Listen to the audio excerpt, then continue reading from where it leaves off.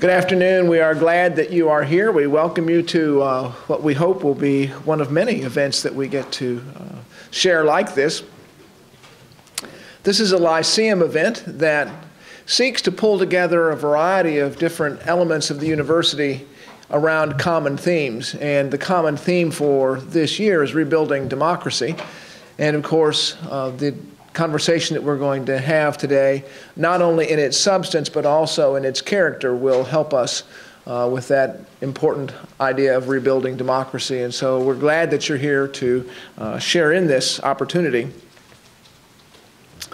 Can we find common ground on abortion? That is our question. We're pleased and privileged to be supported by three entities in this venture. Center for Theology and Public Life, headed by Dr. Gushy. The Office of Student Affairs, Claire Dye, who leads that. And then the Center for Religious Life, which is under my auspices, Craig McMahon. I'm University Minister and Dean of the Chapel, and am pleased to be able to get us started. 39 years ago, Roe v. Wade became law. And far from settling the question of abortion and resolving all the issues around that practice, it seems, continued to generate all kinds of conversation, and some of it is healthy and some of it has not been so healthy and helpful. And so we hope in the course of this conversation today to provide both the content and the character of a conversation that can be informative and healthy as we each consider the issues of abortion, looking particularly for the possibility of common ground.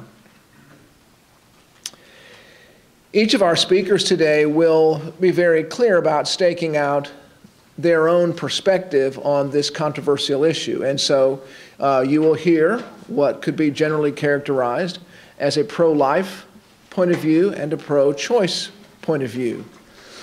But the purpose of our conversation, unlike so many, will not be to get you to convert to one side or the other, but rather what we're trying to do is, in the overlapping of these two distinct perspectives, is to find that common ground, that area between the two of them, where those who might stand on one side of the issue or the other can reach across and find a common place, common ground upon which we can stand together and move as a community, move as a people towards a more healthy and productive, and we hope more humane response to this issue.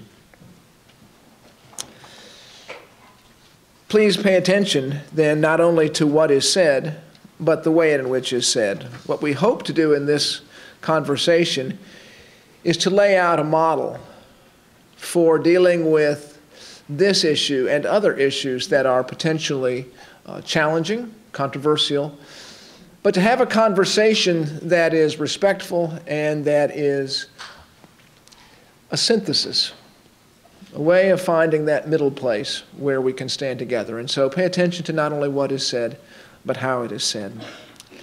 It is my distinct honor and pleasure to welcome to Mercer and to the Atlanta campus a new friend for us. Rachel Lazer comes from Washington, D.C., where she is currently serving as Senior Vice President for Message Development at Hadaway Communications. Hadaway Communications is the place where she leads major message research and development initiatives. Prior to her coming to Hadaway, she developed quite a resume of impressive experiences that deal with policy advocacy, coalition building, message development, and political strategy. She, prior to that, worked at Third Way, which is a think tank organization that devises strategic and sophisticated research and message development initiatives. At Third Way, she struck out on a quite ambitious venture, which is to launch a program called Come Let Us Reason Together. Any of you who are perhaps McAfee students hopefully will get that reference. If you're not, ask one of them and they will tell you. But she's trying to bring together Christian evangelicals and social progressives, activists, mobilizing them to work together on social issues. And so a very ambitious and strategic move on her part. She has worked in drafting and building support for a pro-life and pro-choice bill, brings both sides together, that has come before Congress. She is a graduate of Harvard University and University of Chicago Law School. She has been the senior counsel for the National Women's Center, National Women's Law Center, and general counsel for Planned Parenthood in Washington, D.C. And so we look forward to hearing from Rachel Lazer in just a few moments.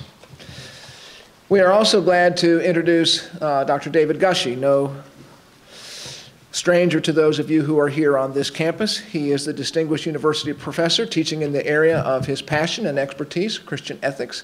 He teaches both at McAfee School of Theology and also on the Mercer campus to undergraduates.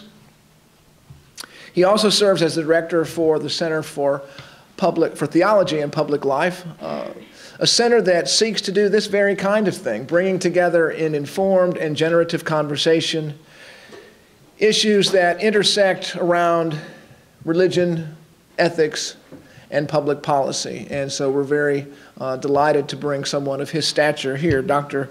Gushy also has served as co-founder and board chair of New Evangelical Partnership for the Common Good. So even in that title, you hear his passion for pulling people together, building coalition. He is a major and prolific author, columnist for the Huffington Post, the Washington Post, and the Associated Baptist Press, as well as a regular contributor to USA Today editorial page and a contributing editor to Christianity Today. His new book project is a major scholarly work to be published by Eerdmans on the sanctity of life, writ large, not small, and it will be a very important book in that field. Dr. Gushy has a number of essays, hundreds of articles, book reviews that are too numerous to mention here. But as you can tell from both of these introductions, we are privileged to have people who are informed, who are passionate, and who care about pulling together our thinking into a common consensus around where we can stand together. And so I ask you to welcome them both as I call Rachel Lazer to be our first speaker.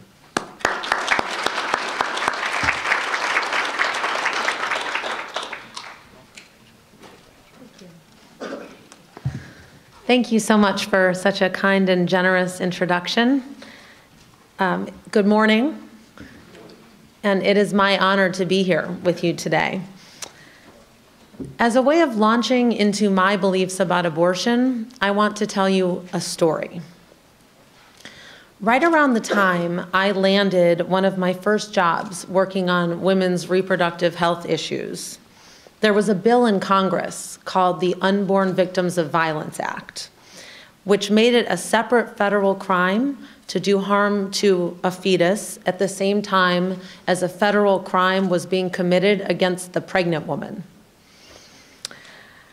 Just about the same time as this bill was coming to a vote, there was a flood of media attention to a very horrible crime. To Lacey Peterson, a young woman who very late in her pregnancy was found killed, and it was presumed that her abusive boyfriend had committed the crime, and her fetus, who she was going to call Connor, was also found deceased. With this bill and this crime fresh on everybody's mind, I received a phone call from a reporter. A newspaper wanted to do a story on what the proper terminology was, baby or fetus, and wanted to interview me on the question. So when the question was posed, what should we call this entity inside of a woman's uterus, I thought hard, and I answered as best as I could. I told the reporter that as a mother of 3 children, resulting from 3 very intended pregnancies, that my pregnancies always felt like babies from very early on to me. But I added that I could imagine that to a woman with an unintended pregnancy who did not want to be pregnant, that it could very well not feel like a baby to her, and that using a more technical term like fetus might describe it better. At that point, realizing that I was in extremely delicate terrain, I begged the journalist to hold off on reporting what I had said until I had checked my answer with the powers that be. And as a side note, I recommend never taking this risk with a journalist. This one was kind. So I checked in at my place of employment, and I was told that it was not okay to call it a baby. It was at this relatively early point in my pro-choice career that I realized that I was completely comfortable believing in and advocating for the legal right to an abortion, but also publicly recognizing the moral complexity of the issue. So in my brief remarks before Professor Gushy speaks and our ensuing discussion, I was asked to tell you first more about what my pro-choice beliefs are, and then more about where I think we can find common ground on abortion. So here's more about what I believe. As hinted at above, I am definitely on the sappy side when it comes to pregnancy. I believe that pregnancy is a beautiful and miraculous event that women are blessed to have the capacity to conceive and sustain a child. And I think a component of this sappiness is definitely my belief that the fetus is a developing life that gains moral status increasingly as time goes by. So in the ideal world, in my ideal world, every pregnancy would be celebrated by a woman and a couple. Second, I believe that the world is not ideal. So, despite my first point, I believe that when a woman becomes pregnant unintentionally, a pregnancy can be a terrifying event with devastating potential to make her life overwhelmingly harder. So what are some of those situations?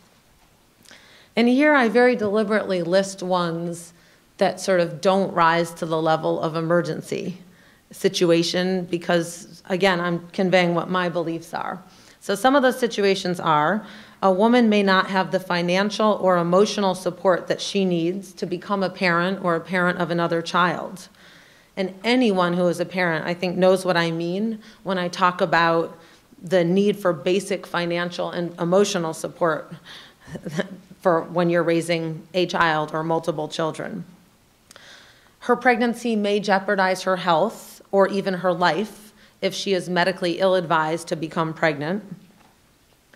Having a child may mean that she permanently falls off of her educational or career path or has a significantly harder path. This has both lasting economic and emotional implications. Her pregnancy may be the result of an abusive relationship or a damaging or unstable relationship, one that may be doomed to end. Her pregnancy may destroy her relationship with her parents and in some cases lead to her being kicked out of her home and no longer have a home. And her pregnancy may, in a small but very real and devastating number of cases, be the result of rape or incest. I also believe that while women are uniquely advantaged to be able to be the ones who are capable of becoming pregnant, they are also uniquely disadvantaged when it comes to an unintended pregnancy because only women's bodies are intertwined with the pregnancy. The man can leave and not uncommonly does. To go out on a limb, but I think an important limb, I also want to be explicit about my beliefs around sex because, like it or not, I think that these values contribute to one's outlook on abortion. So here that goes. This is new. I believe that women and men should act responsibly when they have sex with each other in order to avoid pregnancy when they do not want to conceive. And I believe that we could do a lot better this way as a culture. But I do not believe that couples need to wait until marriage to enjoy the intimacy of sex with each other.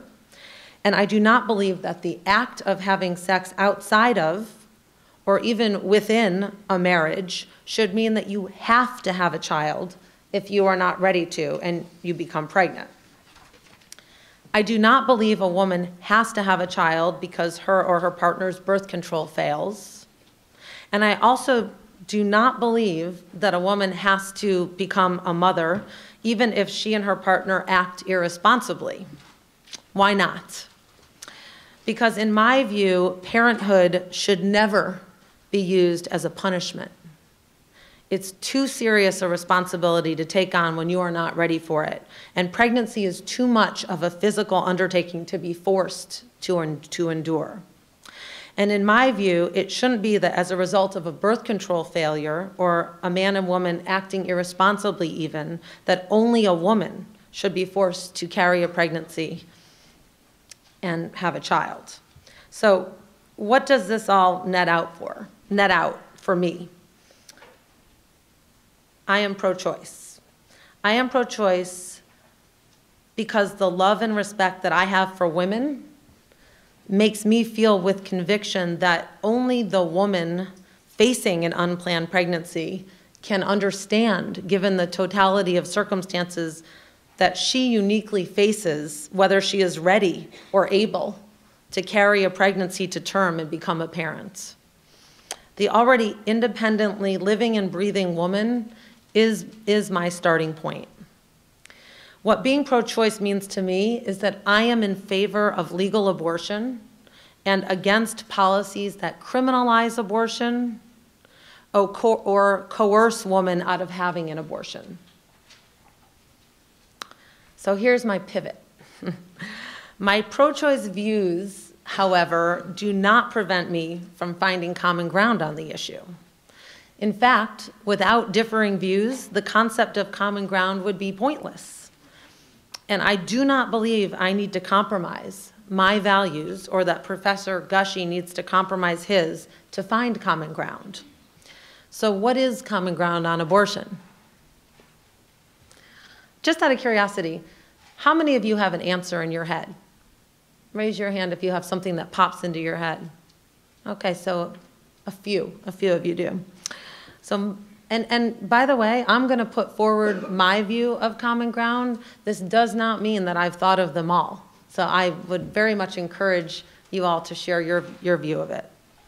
My idea of common ground on this issue is working together to reduce the need for abortion. Working together to reduce the need for abortion. So why do I think this represents common ground?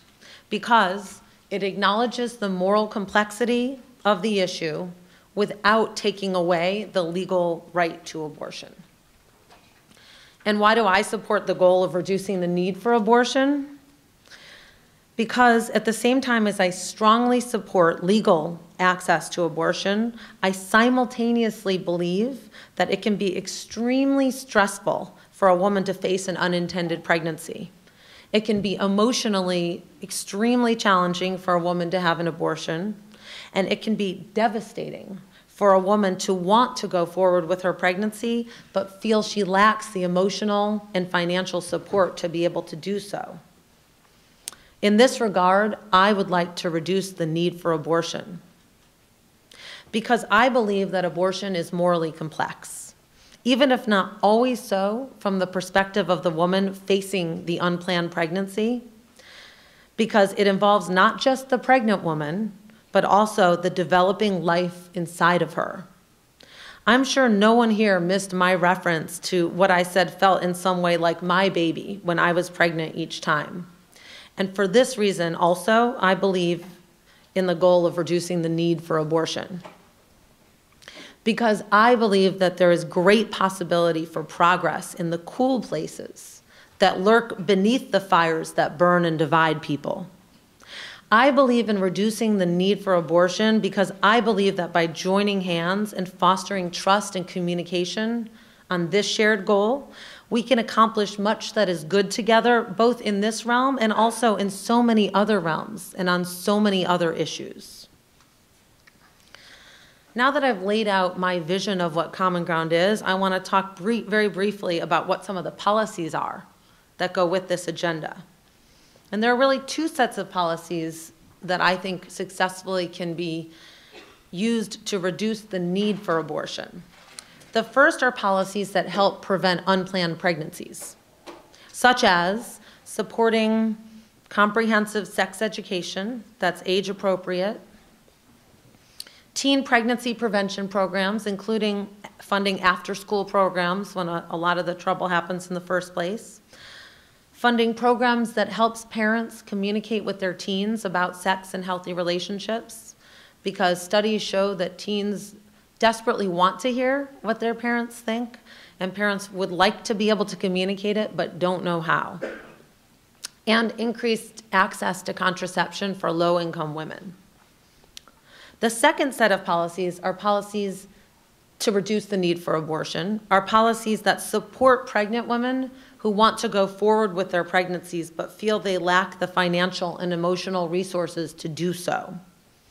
These are policies like expansions for Medicaid coverage of pregnant women and for S-chip coverage of children, like ones that provide support for pregnant and parenting students.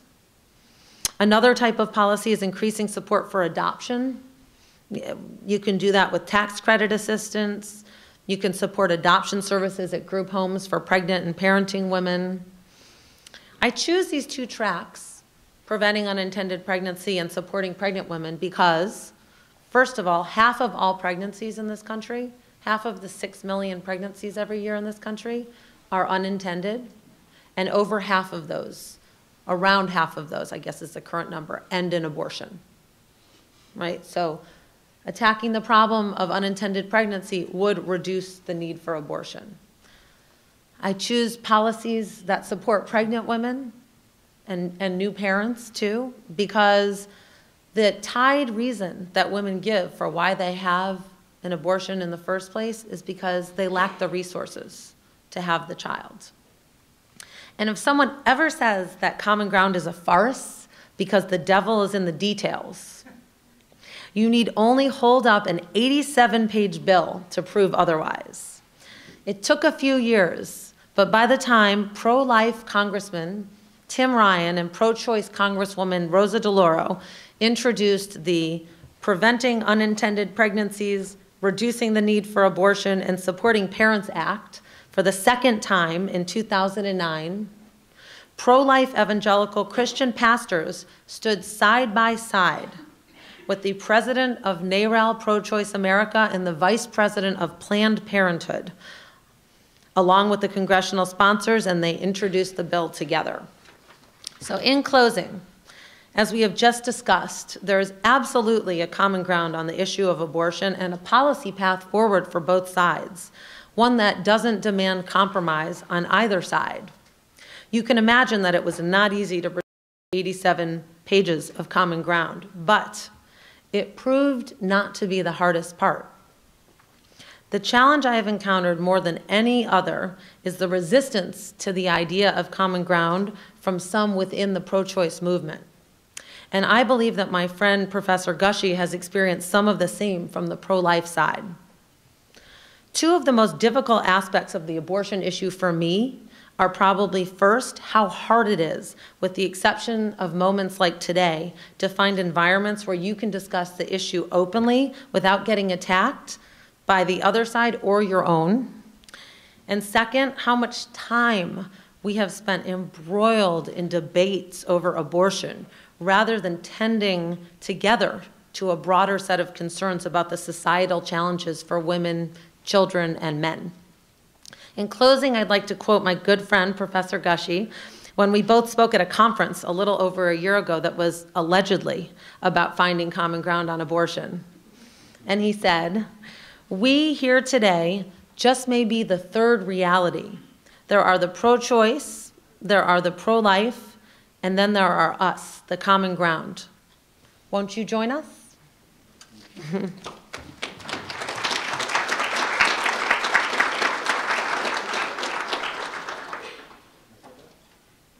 That last thing I said.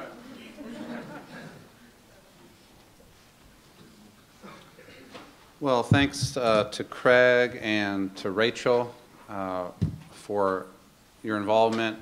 for your crystal clear remarks, and for the spirit with which they were offered.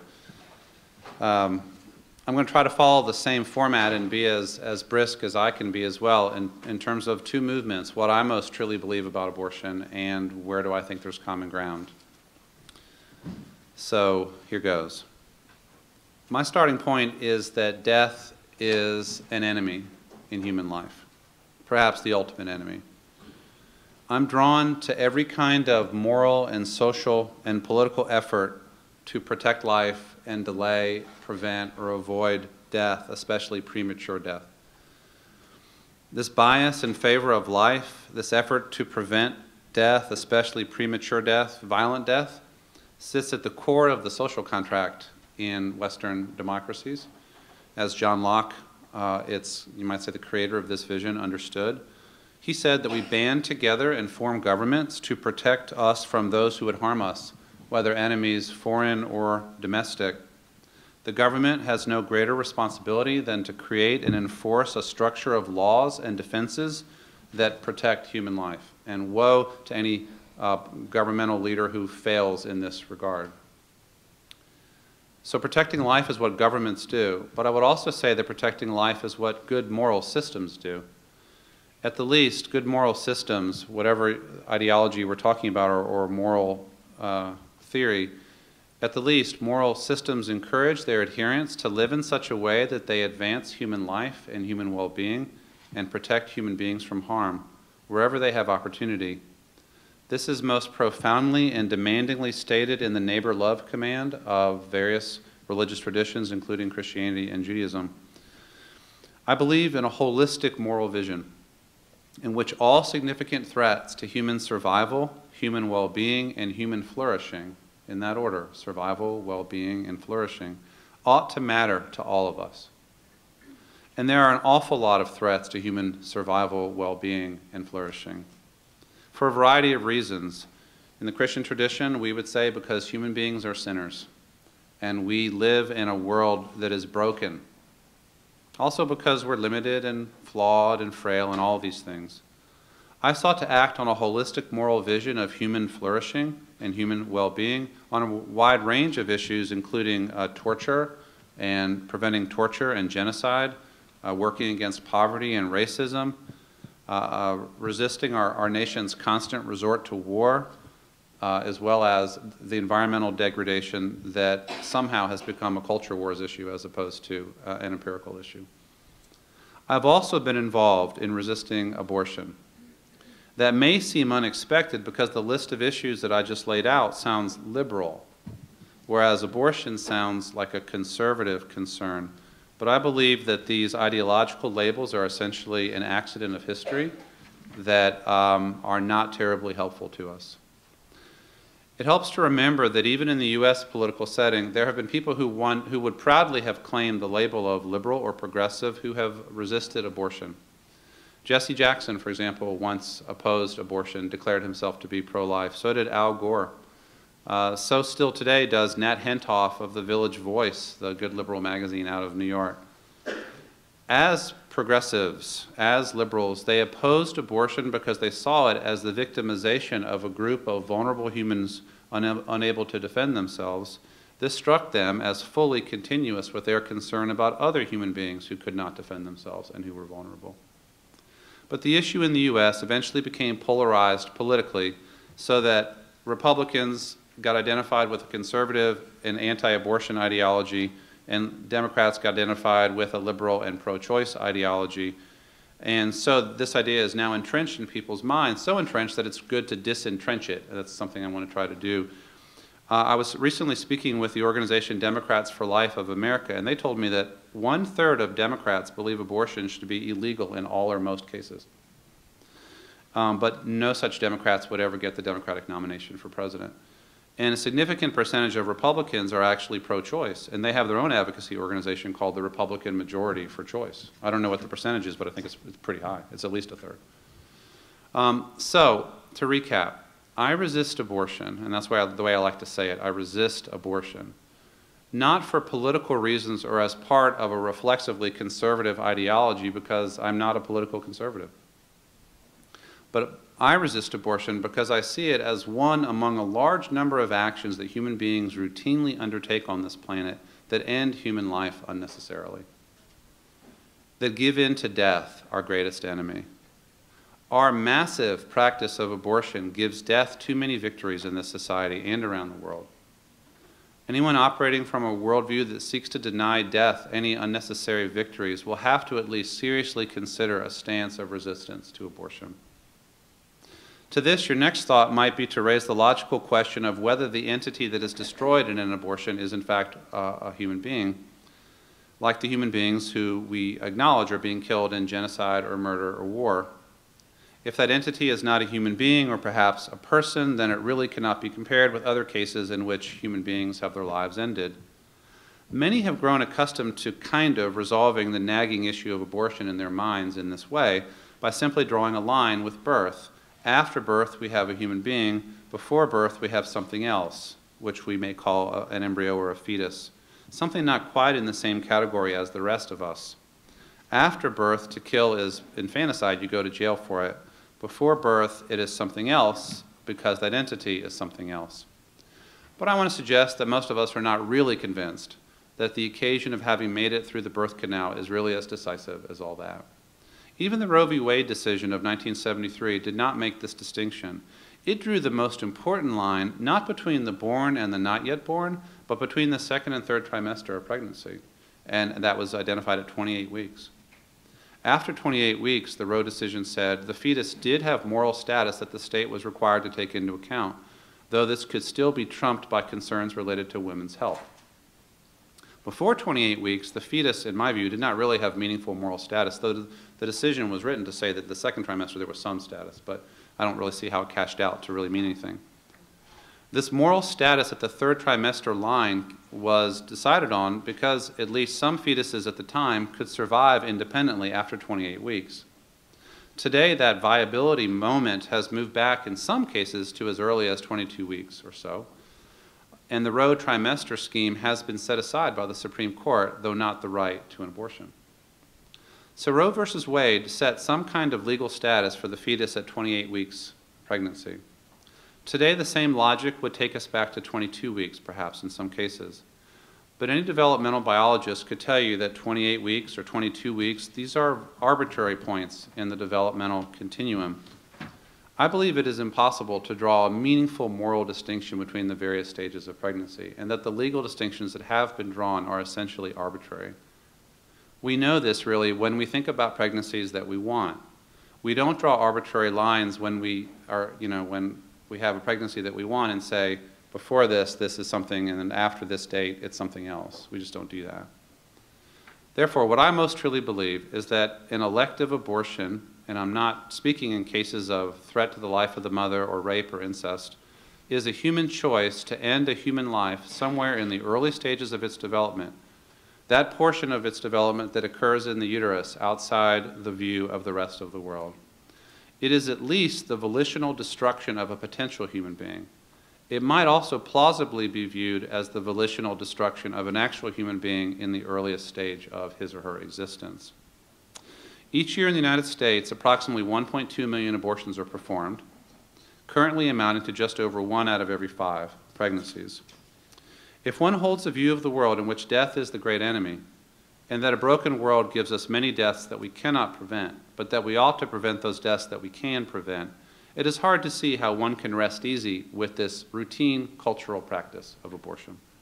It cannot be any kind of victory for the good. It must be some kind of great and terrible cultural concession, some at best tragic lesser of two evils response to a really grave problem in human experience. I truly believe that this is what abortion is as practiced in our culture, the very broad resort to a kind of killing as a response to a grave social problem or a set of social problems. And recognizing this, if we do, gives us the possibility of finding some common ground. Let me try to try out a few points of common ground, make my pivot as Rachel did earlier. Abortion is a response to the problem of being accidentally, unintentionally, and unhappily pregnant.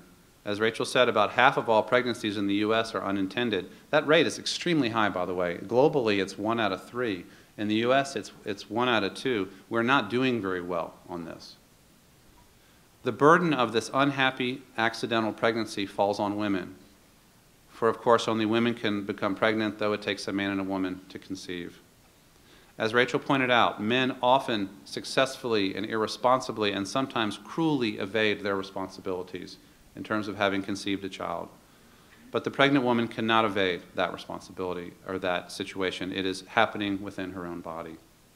We need, as one point of common ground, better social values, better moral practices, and better laws enforcing male responsibility for the pregnancies that men help to bring into the world.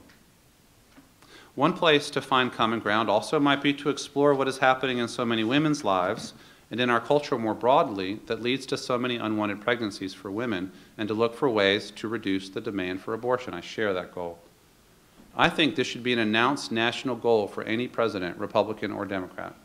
It could be common ground for our bitterly polarized society.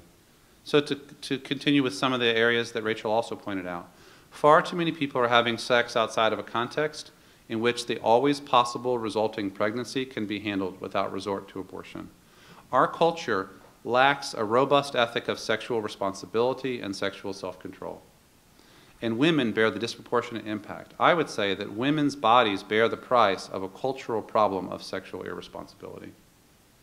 Together, both sides on the abortion issue ought to be able to talk about sexual responsibility. Too many people who nonetheless choose to have sex are not using birth control or not using it properly, especially among our poorest and least educated. While only abstinence is 100% effective in preventing pregnancy, birth control is better than an unwanted pregnancy. I believe it is time for the pro-life movement, at least my version of it, to stop its resistance to contraception and the availability of comprehensive sex education and contraceptive services. It would be better if people were not having sex who shouldn't be having sex. It would, as a second best, it would be better if they were using birth control and using it properly.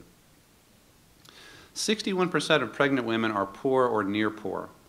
Far too many pregnant women lack the social supports and financial resources necessary to even imagine carrying a child to term. 75% of surveyed women who have abortions say they lack adequate money to care for their child. Those who care about abortion should support, rather than oppose, all private, governmental, and church health care and social welfare services so that no woman has to choose abortion for lack of resources. We have a miserable social safety net that contributes to a lot of abortions. One social support is a supportive, relational, family, and moral community. Many women end up at abortion clinics because they believe that they would face total rejection from parents, partner, or church friends or others if they revealed a pregnancy. Half of women claim this was a reason for their decision to have an abortion.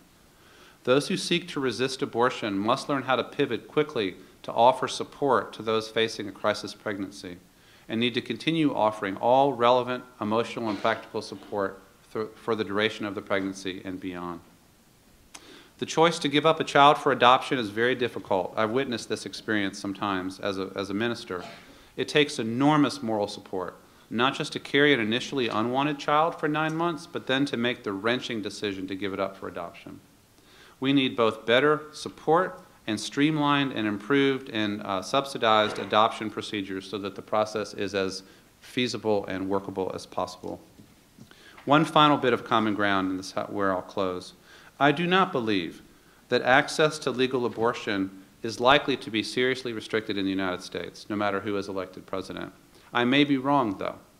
The law may really be changed. Roe v. Wade and the structure of legal access to abortion may be set aside, I believe probably sent back to the states. If that were to happen, the day after the law was changed, there would still be, absent any cultural change, thousands of pregnant women facing the exact same crisis situation they were facing the day before. 1.2 million abortions a year represent a deep structural issue in American culture. Legal change alone will not resolve it, and I fault the pro-life movement for fixating on the legal change of the overturning of Roe v. Wade. Those who favor and those who oppose such legal changes, if they really care about women and the babies they are carrying, will have pretty much the same project to undertake no matter what the law does, and that is preventing the need for abortion and supporting pregnant women. The 40-year fight about abortion has been stalemated. Interest groups have formed that actually benefit from lack of progress. Politicians raise money and win votes on the issue, and will continue to do so until it is resolved, if it is ever resolved. Whatever we believe about the morality or legality of abortion, let's be humane about it. It's not talking points that we need. It's real human beings that ought to be the focus of our attention. That's what matters, mainly lonely, frightened, often poor women, and the children whose lives depend on their empowerment, care, and well-being. Thank you.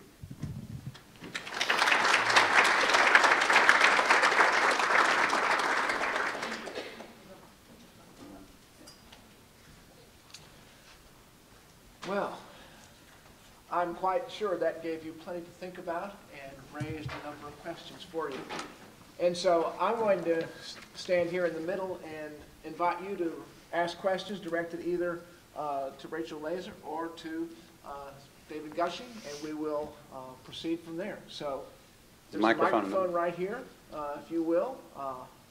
Raise your hand, let me acknowledge you, and then move to the microphone. Yes. Is okay too? You make comment or on the question? Yes. A comment is okay? You make a comment? Yeah, a brief comment, yeah. Okay, well, I guess I would say that I'm pro-life, and I'm pro-life because I believe in Christ, and I believe that abortion is murder. Before, the Bible tells us a story was Samson being born, the story of Samson. It was predetermined before he was born what gifts and what things God had planned for him to do. And this was before he had come out of the womb. So I believe that as soon as a sperm and an egg conjoin, it has been blessed, and there's a plan for that child. So when you when you have an abortion done, then you're pretty much going against God's plan. That's how I feel. That's a brief comment, but I had more to say, but brief. Thank you. Okay, good. Question?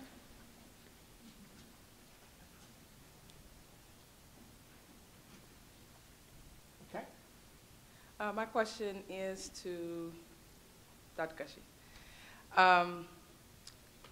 Even though abortion is definitely can be a moral or religious decision, it's hard for me not to think about the number of abortions compared to the number of children who are in poverty. So in regards to not only protecting life, what about protecting the quality of life? So you have 1.2 million abortions a year, but you also have millions of children who are in poverty who are tied to children who, mothers who could not, mothers or fathers who could not financially support the children. Mm-hmm. So what? I think it's a really, really important concern, Erica, and I'll first say to that, I find incomprehensible that in general the same politicians who are most strident on abortion are most interested in reducing the size of the social safety net in the name of lower taxes and less government. I find that position totally incoherent morally. I've always been attracted to to a holistic vision of human well-being and human flourishing. That's what I mean by the sacredness of each and every human life. It's not just that you get children born, but that you get them loved, and you get them fed, and you get them well-educated, and you get them having a decent future. And all of that requires a society. It requires family structure, governmental policies, and a kind of a social ethos that values life immeasurably, every life. No life not counting, every life counting. And so we need that to happen. We need moral social renewal in that sense in our society. We need a far more holistic web of moral concerns. But what has happened, I think, in a 40-year fight about abortion is on the pro-life side, people have narrowed their moral vision to that one issue in many cases. And the world will be okay as long as we can get Roe v. Wade overturned. And I just think that's too narrow a vision. I don't think that we communicate respect and valuing of the poor born child by being sanguine about are 1.2 million abortions a year. I think we would be better to address the problem of poverty and as part of an overall concern for human well-being and human flourishing. Rachel, you want to say something about that? Sure. So to model some dialogue with David, I guess, that's, I guess, where I would like to go. You know, Erica's question, I think, for me, raised sort of the challenge of the reality to your, you know, very solid theory about what you don't like about abortion.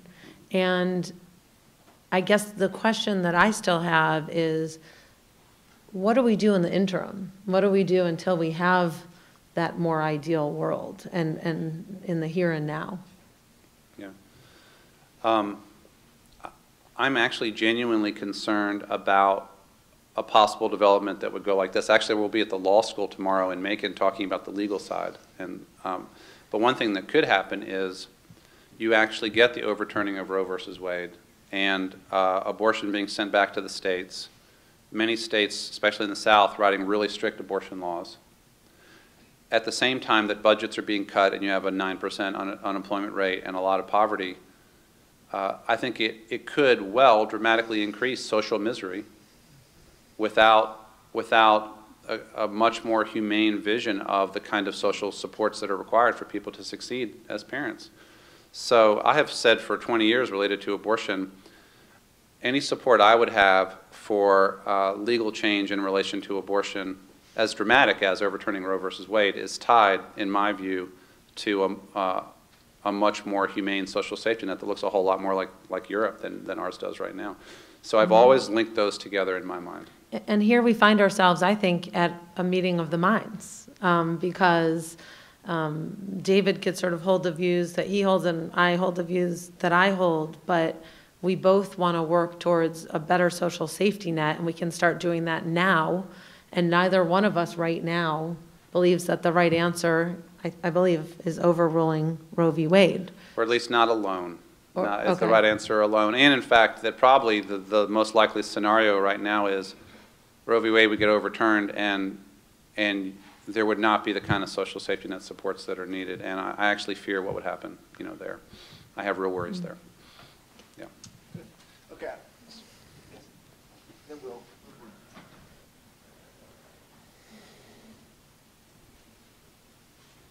I'll address my question first to Rachel. As a fellow believer in pro-choice, I have been struggling recently with how do we address the question of the father's right to the life of the child. You know, we've spoken a lot about the mother's right and how it affects the mother, and of course, physically and for the 9 months, she is the one carrying the child, but where does the father's right to protect the life of his biological child as well, if the mother chooses to have an abortion without his consent?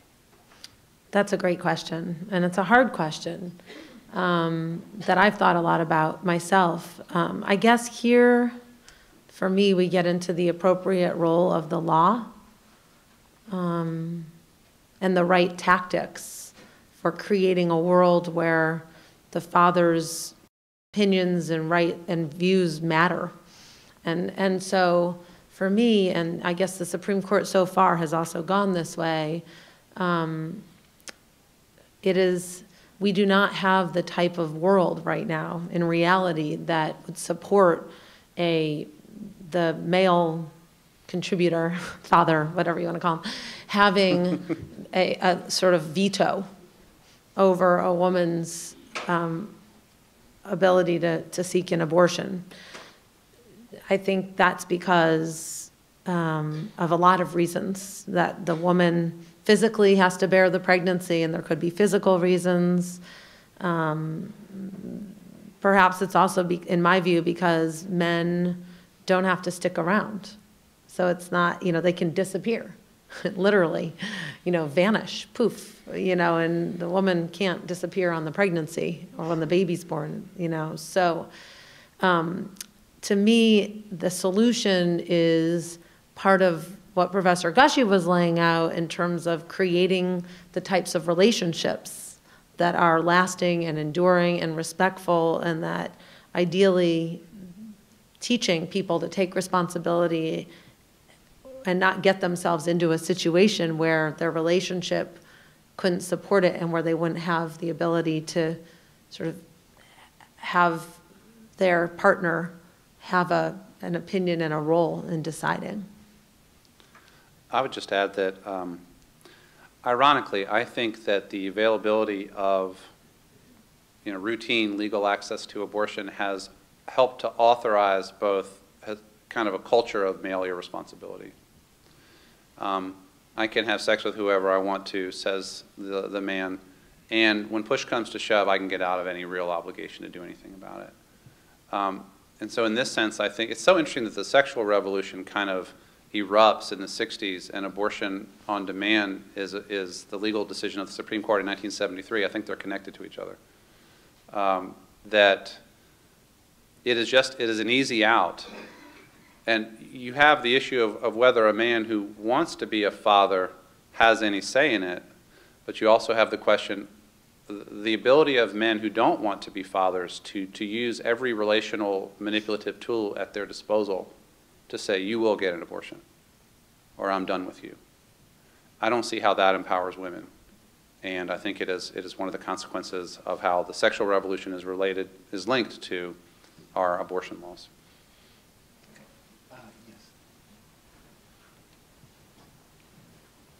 This is Dr. Gushy's question. Yeah. Just to further what the path we're kind of already reaching around. Yeah. You mentioned in some way having males be more responsible. Like, what does that look like? Does that look like programs? Does that look like education? Does that look like? I think a lot of it is cultural. It's families. It's talking with. We have to be profoundly countercultural to the messages about male sexuality that are communicated in the culture every day. And that can only be done by families and churches, and I think schools have a legitimate role. Even public schools that are not teaching religion, they have a legitimate role talking to young men about what sexuality is about and the responsibilities that go with it. I did some study on how effective paternity enforcement, like paternal support enforcement laws are, like after divorce and so on. They're not all that effective. They need to be more effective.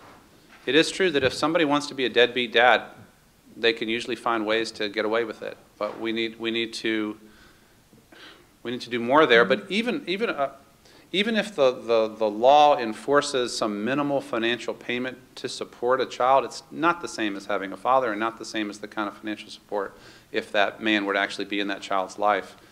I think this is mainly a cultural problem. I do think that there are kind of social service and legal kinds of things that can be tried and are being tried, but it's still mainly a cultural problem. I agree.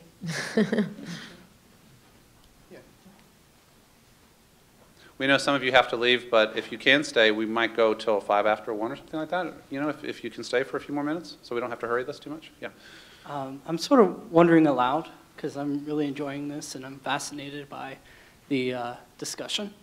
As I step out of here, I'm wondering what your thoughts and suggestions are on how to nurture an environment of not only common ground, but polite disagreement. Because the conversation certainly changes when you stop talking about and you start talking with. Thank you. That's a great question and a hard question too. I think that in order to be common grounders, you have to practice it. And I also think that it's hard to just come together without an agenda. That's also hard. I guess I would see, the possibility of some kind of a regular common ground type of meeting, and perhaps someone from faculty could help think about an agenda for it or something. And it would be the kind of body that, wouldn't be a long meeting every time, wouldn't have to be, but that would be in place for when things erupt like what erupted on this campus last year, and be a voice to be able to help at times like that. So that's one idea. not to create more work? I was thinking more broadly. I do a lot of faith in politics stuff, but I would say politics in our culture at this time pretty much poisons everything that it touches. To have an actual human conversation in the political arena seems almost impossible. Everybody knows people are posturing, but they do it anyway. Scoring points with a certain electorate who can be more liberal sounding, who can be more conservative sounding, who can demonize the other side better. So I run the Center for Theology and Public Life, but I don't have a lot of confidence right now in the politics part of public life. I do think that this is public. When people talk with each other and they discover surprising common ground, say, wait, we could work together on this, so we could, the professions have opportunities, the health professions, the ministerial professions, helping professions have opportunities.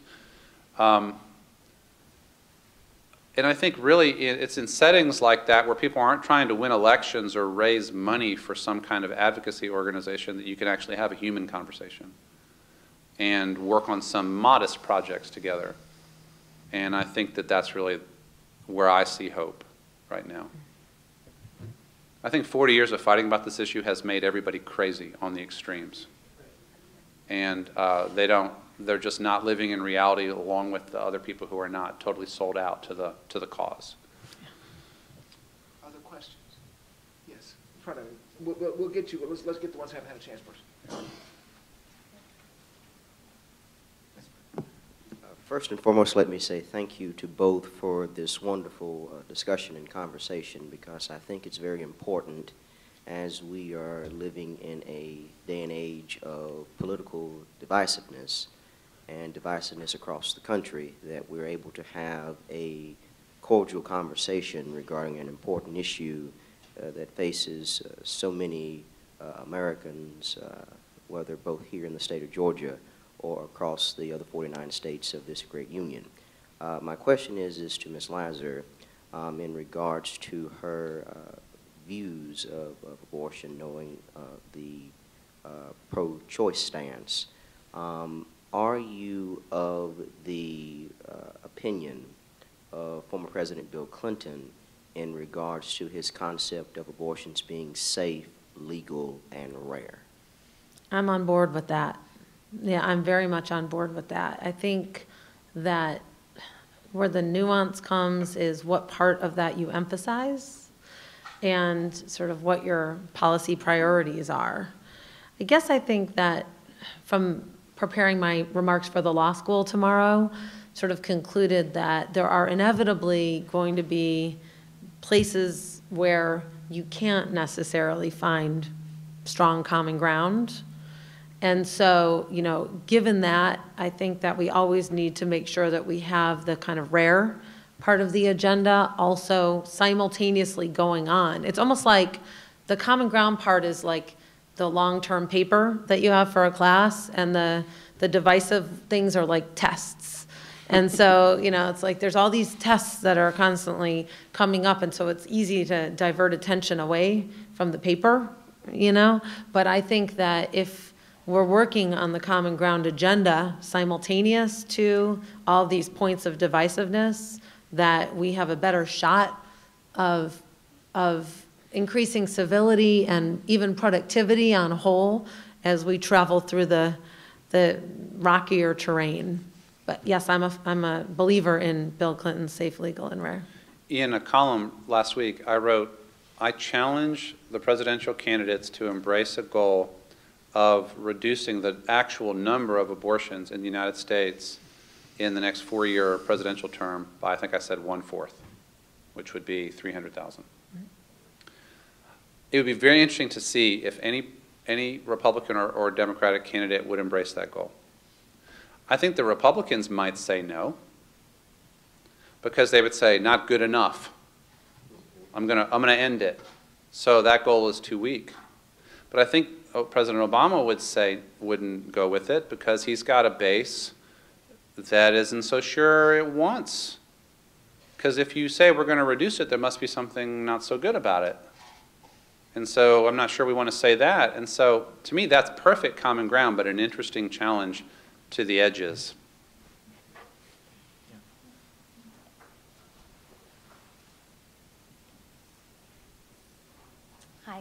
you. As someone who does participate in this discussion a good bit on the pro-life side professionally, what I'm hearing a lot of and what I'm agreeing with is the need for the ability to dialogue about this civilly.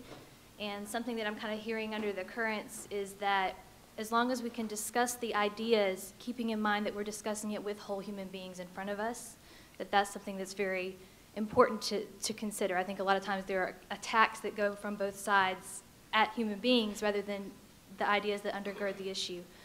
That being said, I think it was Erica, I think it was, that asked the question about children who are impoverished and the amount of abortion that takes place each year.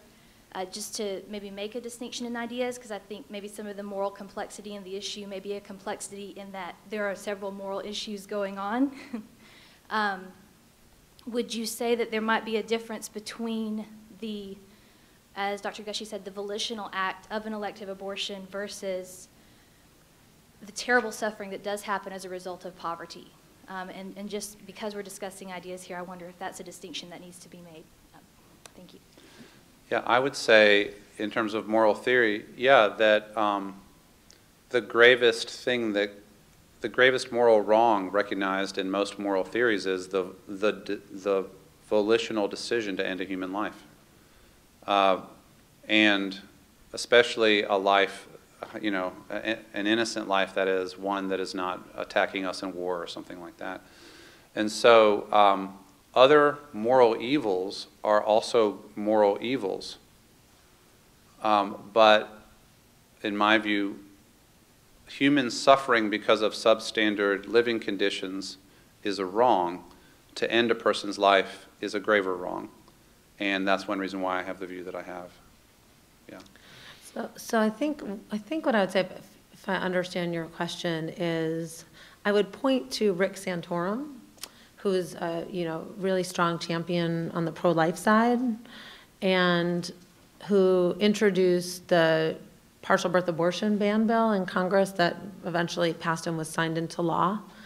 And Rick Santorum, has even sort of questioned the exception for rape and incest. But even he, when he writes his bills, puts in a clause that exempts the woman from being able to be prosecuted for the crime of an abortion. So he doesn't criminalize abortion with regard to the woman seeking the abortion. And to me, I've always regarded that as even someone over there really distinguishing between this being murder and this being something sort of different. On maybe, on a continuum or something. And this is even in the event of later term abortions, or that's what he designed his bill to be about. So I guess that's the foil that complicates the scenario for me that you lay out. I hope that wasn't too indirect an answer, but okay. Maybe one or two. Yeah, let's do it here. Yes, just gentlemen. Can you, is it possible to get to the microphone or have someone hand it to you? Maybe someone can hand it to you. Thank you. Yes. Great, thank you very much. I just want to share something I've read about and something might click with you. There was a baby boy born in Austria, and never knew his father. And his mother was penalized for having a child, and he grew up in a one-room apartment or something like that with 8 people, very poor. But some might have been a theological man or some man who had some money, took an interest in this boy and saw that he got a good education. Well, the result was this boy became quite a musician and also a priest, and he eventually wrote the song called Silent Night. That would never have happened if he was aborted. And there are other people like that, so I think there could have been many reasons for pro-choice people to make sure to eliminate him. in this setting today. So when you hear Silent Night, give thanks to God that somebody, God worked through different people to keep this boy alive and became the man who wrote Silent Night. His name is Joseph Moore. Maybe you know of him. One Thank last you. question. Thank you. Okay. Anyone else? Yes. Last question.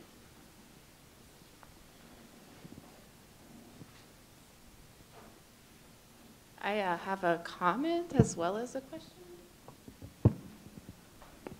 My comment is in response to Professor Gushy's challenge to the politicians that they reduce the number of abortions by a quarter. I also think it's important, if we're going to issue those kinds of challenges, to specify the method in which it's done. There has been one of the focus of the very narrow pro-life movement for the last 40 years, like you mentioned, has been to try to reduce or put barriers in the way of abortion, which actually does a lot of damage to women and communities that way, by having waiting periods, forcing them to look at sonograms or ultrasounds, you know, getting rid of government funding where it does exist for poor women to access abortion. So I think that if they were to use those kinds of tactics, and even if they got the result that you wanted, I don't think it would be a good thing. Okay, that's a good point. Yeah, I would emphasize data-driven, what we know about from the data that would actually reduce it from the demand side. That's what I was talking about. Okay. Yeah. And then my question is actually for both of you, because as I've been thinking and talking with one of my best friends about this very topic for the last 8 years. And between the two of us, we have a really firm understanding, and we know that we can talk about it, but we haven't yet found a way to take it outside of our dyad into the public. You know, and we don't know, if I want to be pro-life, I know where to go. If I want to be pro-choice, I also know where to go and where to pay my dues and which meetings to go to and which bills to support. And I don't know how we can find, you know, what is our next step, those of us who want common ground. And it won't stop us from also being what we are in addition to being a common grounder, but, you know, where can we go or what can we start even if it's not there, that we can make a difference in the public and take it, you know, in a more public sphere. Thank you. What a great question. Mm-hmm. Well, I want to challenge you to keep thinking about that, and you all to keep thinking about it. I don't know the answer yet.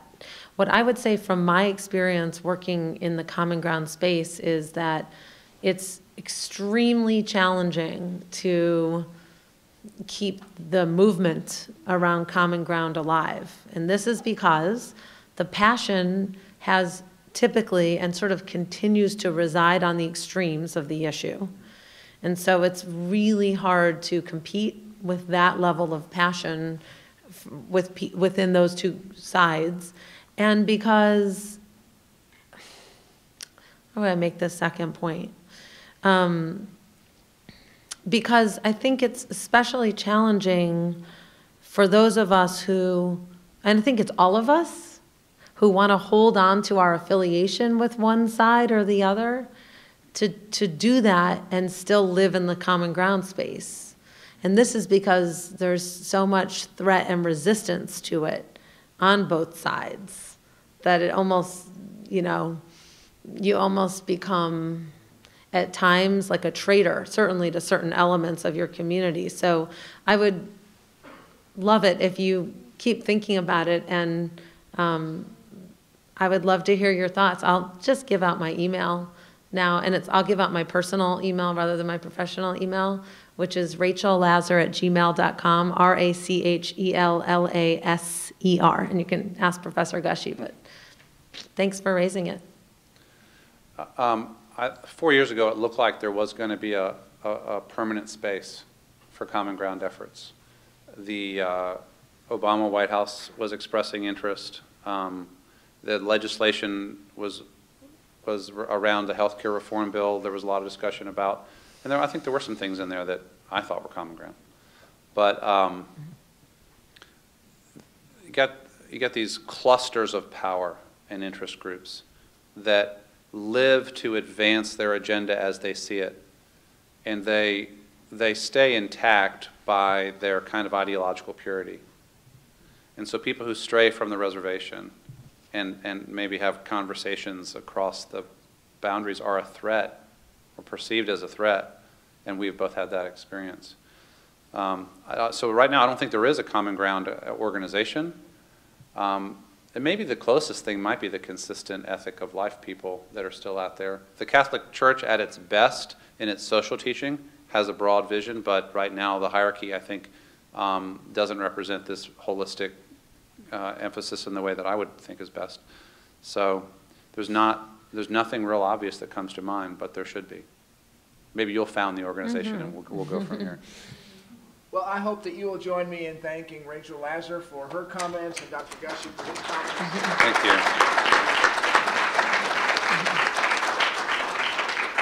you. Keep the conversation going, and I expect good things to come out of this time together. Thank you very much. We'll be around up front, so if you want to ask either one of them another question, I'm sure they'll be glad to respond.